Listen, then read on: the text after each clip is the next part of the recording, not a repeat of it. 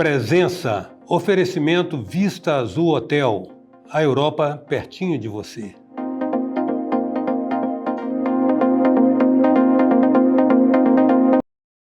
Hoje a presença do presidente do Sindicato da Indústria de Mármore, Granito e Calcário do Estado do Espírito Santo, Cindy Rochas, o empreendedor Ed Martins, com quem a gente passa a conversar. O Ed, nós tivemos a Marmomac em São Paulo no mês passado. Eu sei que foi uma coisa que foi um evento para o setor, porque é a primeira vez que ela acontece no Brasil. Aliás, acho que é a primeira vez que acontece fora da Itália, né? A Marmomac só tem em Verona, na Itália. A primeira vez que ela coloca a marca dela aqui no Brasil. Então vem respaldar esse setor, né? Uma empresa que faz mais de 100 feiras pelo mundo, ela colocar a marca dela aqui no Brasil, vem reforçar a confiança nesse setor tão importante para a nossa economia. Foi admitir a expressividade que o setor adquiriu no mercado internacional. Com certeza. Com certeza, né? E muita coisa, muita inovação em termos de design de produto, porque os arquitetos, os decoradores, os caras todos ficam ligados, né? Sim. Ali São Paulo, como se diz, é um país dentro do Brasil. O país que fala a língua portuguesa. Sim. E qual foi o grande foco quando nós optamos para ir para São Paulo? Justamente buscar essa conexão com quem especifica, quem gera demanda. Então, arquiteto, design, incorporadora, construtora, importadores, distribuidores, e o evento alcançou assim, números bem expressivos em relação à qualidade do visitante. Então, tivemos ali todos os estados ali estiveram representados, estiveram visitando, e 70 países tiveram ali presença, número de 12 mil visitantes ali nesse período da feira, e o mais importante foi a forma que foi apresentada a rocha. Então, vários tipos de uso, de textura, os estandes muito bem apresentados, e lógico com uma logística, com uma estrutura muito bem confortável para quem vem visitar. Isso facilita muito a questão. Como se diria antigamente, ou se diria lá em Cachoeiro, coisa de gente grande. Sim, ficou realmente, nós comentamos lá assim, elevou muito a régua, entendeu? As próximas feiras, o desafio vai ser ainda maior ainda para o empresariado em termos de apresentar formas. O que se vai cobrar dele em termos de posicionamento. Sim, você vê lá, cara, fizeram cama de rochas, blusa de rocha. Blusa, vestuário também? Blusa. Eu vi umas peças assim, de imobiliário. Sim, mas para você ter uma ideia como foram usados, bolsa, sandália de mulher. Então, assim, foi muita inovação, entendeu? Muita criatividade em relação à apresentação. E mostrando a versatilidade do produto, sim, né? Sim. Ou seja, foge do convencional. Perfeito. Antigamente, o que você via muito? Era fachadas. Sim, você basicamente. Vê que hoje, revestimentos, bancada, pia, soleira, peitoril.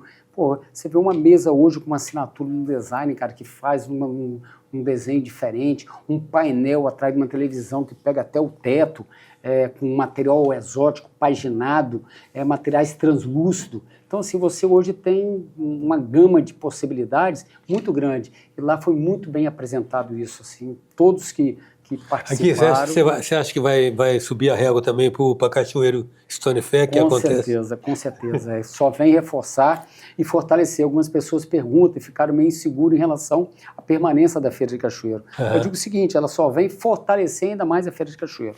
A Feira de Cachoeiro tem toda uma particularidade que ela não vai perder nunca.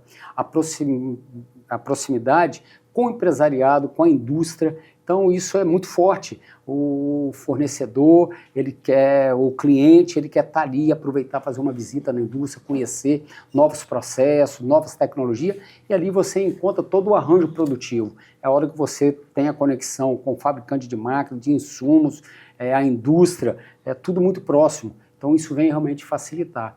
E o mais importante, né, a gente tem que entender o seguinte, a feira foi para São Paulo, mas a produção continua aqui no Espírito Santo. Tanto é que nós tivemos a presença lá do Ricardo Ferraz, representando aí o nosso governador, e essa proximidade, essa parceria com o governo do estado, que vem apoiando a gente em todas as questões, inclusive com a feira indo para São Paulo, foi conversado, foi discutido antes, porque algumas pessoas entenderam como um movimento não estando coordenado né, com a questão do governo, não, foi conversado, foi debatido e foi uma definição estratégica para o setor. É importante que a gente continue aqui produzindo, gerando emprego e renda no Estado. Não, e ela sempre vai estar potencializando demanda, né, para vocês, Sim, sempre. sim. Aqui você ficaria, de uma certa maneira, embora já fosse internacional aqui, mas está numa esfera menor, né? Com Tá certeza. numa esfera menor. Não, e você tem uma questão seguinte, hoje a questão logística, a facilidade de quem vem nos visitar, pô, chega em São Paulo, você não tem a conexão, você tem ali uma rede de hotel enorme, não que Vitória não tenha, né? A gente tem essa dificuldade em Cachoeiro, mas você tem toda uma facilidade, essa estrutura lá é muito grande. Mas aqui a gente tem que entender o seguinte, vai permanecer, vai fortalecer a nossa indústria, porque quando você aumenta a venda, obviamente aumenta a produção. E a produção aqui, para você deslocar esses equipamentos, não é fácil, não é barato uma indústria para deslocar. Hoje, o principal material vendido hoje para exportação é um material produzido no Ceará.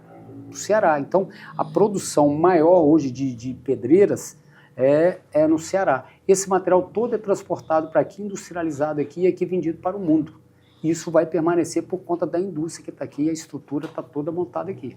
Agora, mas lá na Marmomag, o peso do setor de mármore e granito do Espírito Santo também se faz sentir, né? Pelo protagonismo dele, por exemplo, nas exportações brasileiras do produto. Sim. Hoje nós somos o quarto maior produtor do mundo e o quinto maior exportador. O quinto maior exportador do mundo. Então, e tem um detalhe muito importante, cara, a natureza nos beneficiou em relação ao material hoje que ele está em foco, que é um exótico, que é uma rocha com o nome de quartzito. Então ela tem uma formação específica e a gente tem aqui muito volume. E não tem sido encontrado em qualquer parte do mundo. Então, por enquanto, nós estamos ainda bem preservados quanto a essa diversidade geológica que nós temos. Isso nos dá uma condição privilegiada à frente dos nossos concorrentes. Então, isso por um bom tempo a gente vai manter. Porque aquela questão do granito, você já tem... Porque é muito modismo, né? E a questão agora, não só na questão da tonalidade, mas o tipo de rocha. Porque o quartzito ele tem uma dureza muito grande e com uma massa muito fina como o mármore. Então ele tem a beleza do mármore, vamos dizer, com essa massa fina, porém com uma resistência muito grande. E isso traz um diferencial muito grande para o uso dele, tanto interno quanto externo. Agora, quais são você mencionou o quartzito como um elemento novo aí, né? Sim. Quais são os clássicos aí nessa área? O que tem hoje que está muito em foco é materiais translúcidos, como cristal. Eu vi as imagens lá de umas luzes projetadas por trás, criam outro ambiente, outra atmosfera. Você tem muita versatilidade no uso. E a outra questão são os mármores dolomíticos. São mármores que geralmente hoje encontrados no Paraná e também Tocantins e Mato Grosso. Aqui no Espírito Santo a gente tem mais o calcítico ali na região de Prosperidade, Cachoeiro, Itaoca, Castelo, né? E tem os clássicos que são os materiais básicos, como no mercado interno aqui muito vendido, é verde, é preto, são materiais brancos que está muito em moda, né, por conta da tonalidade clara, dá uma amplitude no ambiente e é muito demandado. Ed, vocês inauguraram o terceiro milênio também com aquela questão da consciência ambiental, né? Havia um desafio clássico que era a questão de segurança, né? Sim. Segurança, inclusive, envolvendo o capital humano de vocês. Nós tratamos até desse assunto na outra vez que você esteve aqui. A outra questão é a questão ambiental, o desafio permanente com essa agenda agora, né, de ESG, está muito em pauta agora, mais do que nunca, a questão do environment, o desenvolvimento. Que vocês têm adotado algumas iniciativas nesse aspecto, com relação a reuso de água, reuso de material, aproveitamento do fibro, do resíduo gerado pelo processo de processamento, pelo processamento. Sim, o subproduto. O que acontece? Na questão da água hoje, nós temos 100% de toda a produção no setor de rocha reaproveitada. Isso só para você ter uma ideia, num mês teríamos, se não tivesse esse sistema hoje de reaproveitamento de água, daria 5 mil piscinas olímpicas, só para a pessoa ter uma noção do tamanho do volume de água hoje que é reaproveitado. Porque você faz uma desidratação nesse fibro e deixa ele com 30% de umidade. Então, você reaproveita 70% ali. E nessa questão do circular, você tem um desperdício ali de 5%. Então, você tem um aproveitamento quase 100% em relação a essa questão da água que recircula. Em relação à questão do fibro, nós tivemos um avanço muito grande. Ano passado foi aprovado a questão desse uso, né, no IEMA, possibilitando, criando normativa de uso. Isso está podendo hoje utilizar para artefato de cimento, artefato cerâmico, para subbase de aterro, de asfalto. Então isso permite hoje o melhor uso. Que a gente tem que buscar, estamos buscando através de apoio com o governo, uma forma de incentivar, de estimular. Identificar novos usos. Sim, e de criar talvez alguma, como foi feito com o Revsol, que nós comentamos agora há pouco, quer dizer, era um subproduto que tinha dificuldade, hoje tem falta dele, a demanda é maior do que o que tem hoje do produto. E a questão do fibro, a gente tem um problema, que são o quê? A gente vai guardando isso em depósito, mas o volume é muito grande. Nós temos que realmente ter um uso em quantidade, para realmente fechar esse ciclo da produção e ter menos desperdício. Entendi. O setor tem incorporado tecnologia nesse intercâmbio, nessa internacionalização, né? Sim, Ed? muito, muito, muito. Se você pegar o avanço do setor aí nos últimos anos, e principalmente eu vou chamar a atenção, para daqui 5 anos, no máximo 10 anos, você vai ver um salto muito grande, um avanço muito grande no setor.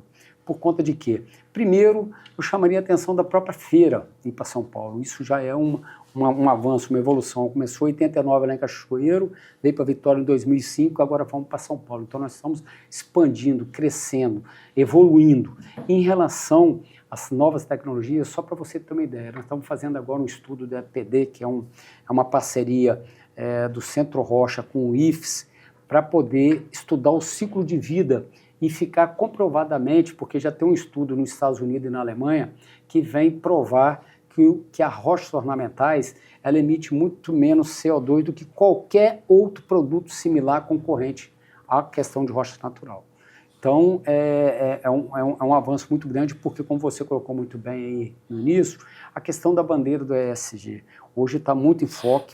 É uma geração nova hoje que está cobrando isso, está cobrando na hora da compra, coloca isso em um dos pontos de decisão de compra, e é importante que o empresariado esteja atento a isso e acompanhando. O Cindy Rocha, obviamente, não vai ficar distante disso, a gente está acompanhando toda essa evolução. Queria ressaltar, reforçando aqui um tema que sempre nos preocupa, que é a questão da segurança. O nosso trabalhador, a questão da segurança no transporte de rocha. Hoje tivemos uma reunião cedo com a PRF, vamos fazer uma palestra, um ciclo de palestra em Cachoeiro, Barra de São Francisco, que é aqui na Serra, com os caminhoneiros e os empresários, para poder trabalhar a questão da conscientização, a forma correta de trabalhar e uma fiscalização mais rígida em relação à PRF, para que possa inibir e coibir aqueles empresários, aqueles motoristas que ainda não têm a consciência em respeitar as leis e cumprir o que é devido. O ESG, na verdade, é a consciência que está aflorando planetariamente de que está todo mundo a bordo da mesma canoa. Não adianta imaginar que o furo do barco está aí atrás se eu estou no mesmo barco. Com certeza. Quero agradecer muito a sua presença, Ed. Tá, a gente que agradece a oportunidade, né, o convite que você nos fez, e a gente está podendo passar um pouquinho do nosso setor de rocha aí para um programa tão especial como o seu. Muito obrigado. A presença hoje do presidente do Cindy Rocha, Sindicato da Indústria de Mármore, Granito e Calcário do Estado do Espírito Santo, o empresário Ed Martins. Até já. Venha viver momentos inesquecíveis no Hotel Vista Azul, nas Montanhas Capixabas. Resort com piscina interna e externa, quadras de tênis, jacuzzi, suítes amplas e confortáveis, lounge com lareira e um mirante com vista para a Pedra Azul. Hotel Vista Azul, a Europa, pertinho de você. Voltamos com a presença, um oferecimento do Vista Azul Hotel. presença hoje é a do médico Sérgio Veloso Lucas, com quem nós vamos conversar agora. E, Sérgio, não vamos conversar certamente sobre os tantos assuntos que já te trouxeram aqui, que é essa questão das doideiras, das idiosincrasias, das pequenas loucuras das pessoas, mas sobre a sua recentíssima, o seu recentíssimo ofício de escritor com o lançamento do seu primeiro, do seu, sinceramente, esperado primeiro livro. E como é que você está se sentindo como escritor noviço? Bom, obrigado, Eustáquio, pelo esperadíssimo, né? Mas a verdade é que eu sou escritor antes de ser médico, né? Eu escrevo desde garoto, eu escrevo desde criança, aprendi a escrever, eu já fazia poemas e tal. Aí quando a gente começa a crescer, fazer poema já parece coisa de gente fresca, né? Na nossa época tinha isso, né? Bullying e tal, não sei o quê. E eu parei de escrever isso, mas eu nunca parei de escrever. Eu fui escrevendo ao longo da vida inteira. Eu escrevi meu discurso de formatura, eu fiz crítica de cinema em jornal universitário. E aí depois, quando eu voltei para o Espírito Santo, eu escrevi uma série de 18 artigos na Gazeta, na época, na página editorial da Gazeta, que foram muito bem recebidos. E pouco depois, a minha mãe, beijo mãe, que ela começou a entrar na política e depois ela foi eleita presidente pela primeira vez do Tribunal de Contas do Espírito Santo, e eu fui o ghostwriter dela. Eu simplesmente fiz todos os discursos, todos os pronunciamentos públicos da minha mãe, quem escreveu fui eu. Nós estamos falando de quem mesmo? Quem era sua mãe? Mariazinha Veloso Lucas. Todos os pronunciamentos dela fui eu que fiz, as 10 posses, o prêmio que ela foi receber fora, inclusive a participação dela no capítulo que ela escreveu no livro do Carrier, ele, o Gavião e elas. Ela só mandava assim, às vezes ela falava, meu filho, eu vou receber uma comenda em Belo Horizonte, eu quero falar em torno de 20 minutos no máximo, 15 a 20 minutos. Ela não dizia nem o tema. E eu fazia. Aí, isso daí foi me dando muita cancha, né? Eu perdi muita coisa. Aí, nessa época, eu escrevia a máquina ainda, tinha lá atrás, ainda antes de ter computador. Escrevia à mão, escrevia à máquina. Então, muita coisa se perdeu. Eu tenho algumas histórias. Isso tem uma coisa até engraçada, né? Eu estou falando já pelos cotovelos. Tem uma coisa engraçada. Algumas coisas que eu escrevi no passado que se perderam, eu tento reescrever. Né? Mais difícil, né? Não, muito difícil, porque é outro, igual tomar banho no mesmo rio, né? Não vai, rapaz, eu escrevo diferente, sai tudo diferente. Tem particularmente um poema que é engraçado, essa história, que chama-se A Gorda Fanha, que é prólogo, e era uma coisa engraçada, tinha rimos com fanha e tal. E aí eu reescrevi ele a primeira vez, não ficou mesmo do mesmo jeito, eu perdi de novo, aí eu fui reescrever uma terceira vez, já mais recentemente, e virou um dramalhão. Eu falei, pô, não era essa a intenção. Então, reescrever não funciona. Aqui, havia, eu falei esperadíssimo mesmo, que nós estamos falando aí de um circuito mais fechado, restrito, que te conhece, por causa uma das coisas boas da internet, no momento que ela democratizou essa possibilidade de todos serem produtores de conteúdo, que nós vamos ter toda a série de conteúdos, os bons ou os execráveis. Né? Mas ali você tem condição também. Antigamente você tinha que às vezes regatear a concessão de um espaço no jornal para poder ver a sua ideia publicada, né? Aí depende um pouco também dos humores do editor de plantão. Sim. Agora não, você faz o seu texto, despeja lá e aquilo fica perenizado lá, né? Então, para quem tem a ânsia ou mesmo a vocação de escrever, é um estuário maravilhoso para você discorrer suas criatividades. E por isso havia mesmo a expectativa de que em algum momento você fosse juntar, compilasse aqueles textos todos e produzisse o primeiro livro, até porque há sempre uma suspeita de, por causa da sua atividade, você ia fazer algum tipo de mentoria implícita ali com relação a essas coisas de vasculhar a alma humana, as idiosincrasias, as doideiras de cada um, como o cara que trabalha nessa área. Então havia uma expectativa. Mas vai tipo ter. assim, leia um conto e ganha de graça uma análise subliminar. Esse primeiro livro chama Vingança das Lagartixas Assassinas. Isso aí já deu para imaginar o contexto em que elas surgem. São histórias mas são histórias de ficção que contém, efetivamente, uma história ou outra contém alguma lição de moral, particularmente para o usuário de cocaína, que o personagem central dessa história, que dizer, o personagem central são as lagartixas, o cara é um personagem secundário. Então, mas é óbvio que a minha experiência como médico, como psiquiatra, ela permeia todo o livro. Mas eu vou ter um livro mais específico disso aí que você falou, vai se chamar Psiquiatra de Varanda, que são aí textos mais profundos, porque esses textos aí que eu escrevi do Vingança, são textos que eu tenho a pretensão de ser engraçado, ou de que ele seja engraçado. Tem sempre um twist no final, para a pessoa surpreender o final.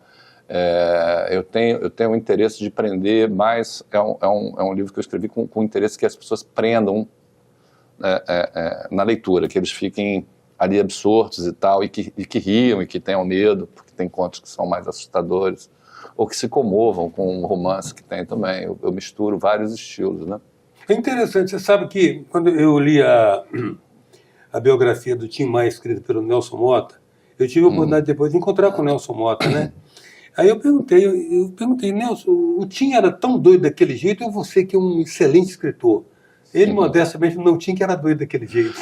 As duas coisas, né? E de vez em quando o Tim morria de raiva do Nelson Motta. Só chamava Nelson Motta pelo nome e sobrenome. Nelson Motta! Só chamava. Mas achei o livro é ótimo. Ótimo. Né? Mas a personagem, de fato, é de você. E está lendo, e de repente está rindo em voz alta, a pessoa não se surpreende, né? Sim. Então, agora Sérgio, pelo que você já produziu até agora, simplesmente nessa mídia que é a internet, tem conteúdo aí para algumas edições, né? Para muitas. Eu tenho uma fanpage no Facebook, que eu comecei vai fazer 11 anos, agora tem 10 anos. Logo no começo eu escrevi um texto todo dia, então você imagina o conteúdo que eu tenho. Às vezes alguns desses contos eu publiquei lá, outros não. Teve uma fase que eu escrevi sobre política, depois eu desisti muito, porque virou esse fla-flu terrível nas redes, né? Eu tinha às vezes a página invadida por haters e era uma coisa desagradável. Na verdade foram os meus maiores sucessos, 30 mil visualizações só por conta dos haters. Os lovers não chegam nem à metade. Mas enfim, aí eu fui abandonando essas, porque tinha muitas crônicas que eram mas teve um benefício, porque aí o que restou são textos atemporais, que podem não datados, né? Porque você faz um comentário, por exemplo, eu escrevi muito no período do impeachment da Dilma, e ficou tudo datado ali, entendeu? Não tenho a menor...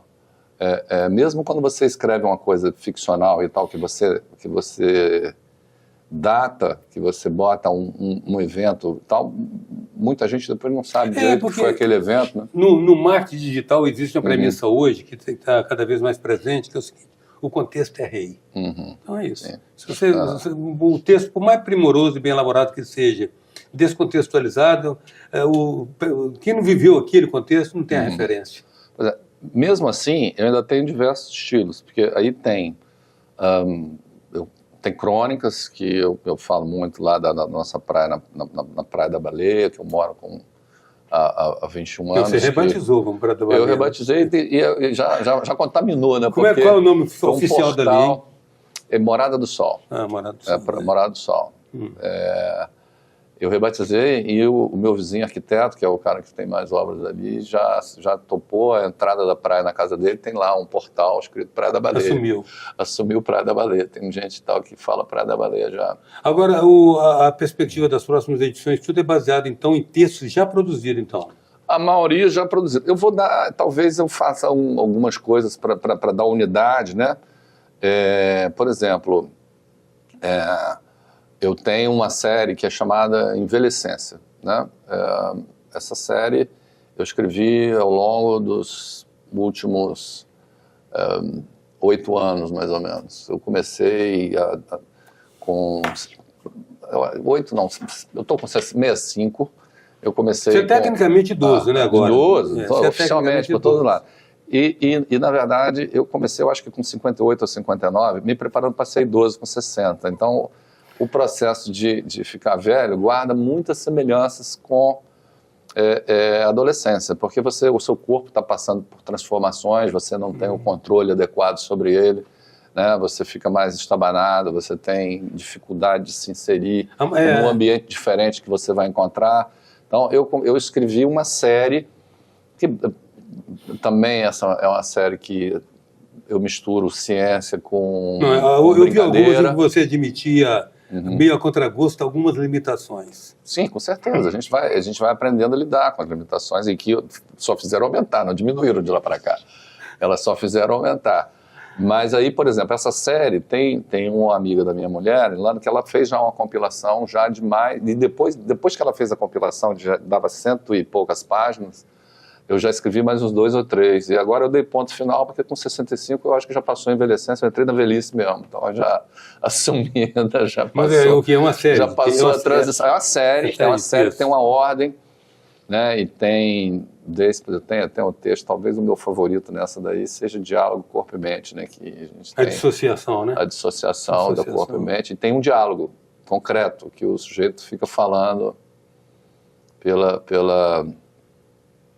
porque eu escrevi quando eu fui nos Estados Unidos, eu cometi a loucura de jogar basquete ali na rua, em Venice Beach, com aqueles caras enormes americanos habituados a jogar basquete. Eu joguei também, né? Periferia lá em Los Angeles, né? Lá em Los Angeles e tal, mas os caras tudo profissa, né? E eu tomei um toco muito humilhante. E aí eu tentei exceder a minha capacidade física e saltei para uma bandeja lá, dando um drible no meu marcador, até deu certo, mas eu tinha que bater no chão. Quando eu bati no chão, o joelho fez... Trá! Rapaz, parou todo Sérgio, mundo. bom, um aspecto fundamental da produção literária, intelectual, artística, não tem show sem bilheteria. Se a pessoa quiser comprar seu livro, como é que faz? Entra na Amazon, ele tem a opção de comprar em e-book ou em um livro impresso. É um livro de 96 páginas, está custando agora no valor, com a queda do dólar hoje, eu fui ver antes de vir aqui, está R$62.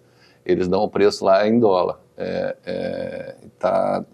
Você pode encomendar. Eu estou falando de 10 dólares então, né? Estamos falando de $9,99.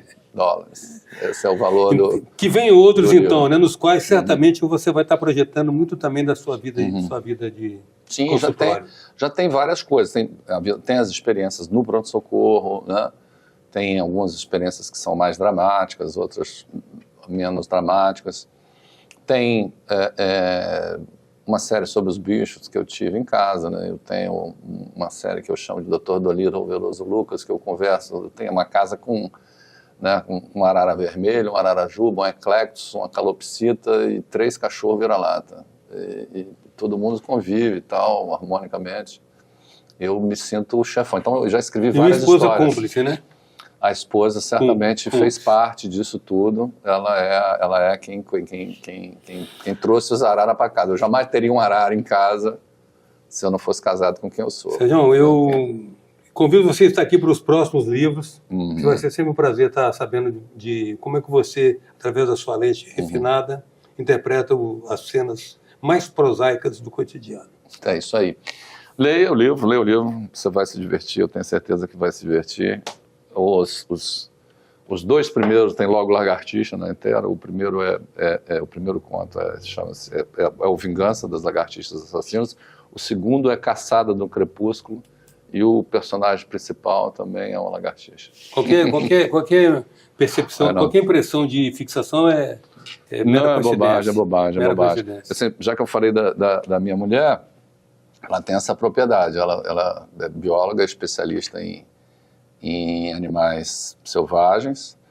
Ela é capaz de pegar uma cobra pela mão, botar no pescoço, mas se vê uma lagartixa, ela pula em cima da mesa. Então você vê que medo é uma coisa complicada de entender, né? Grato, Sérgio, pela sua presença. O prazer foi meu estar aqui sempre que você quiser. Então a gente está aqui. A presença hoje do escritor, agora escritor, Sérgio Veloso Lucas. Até já.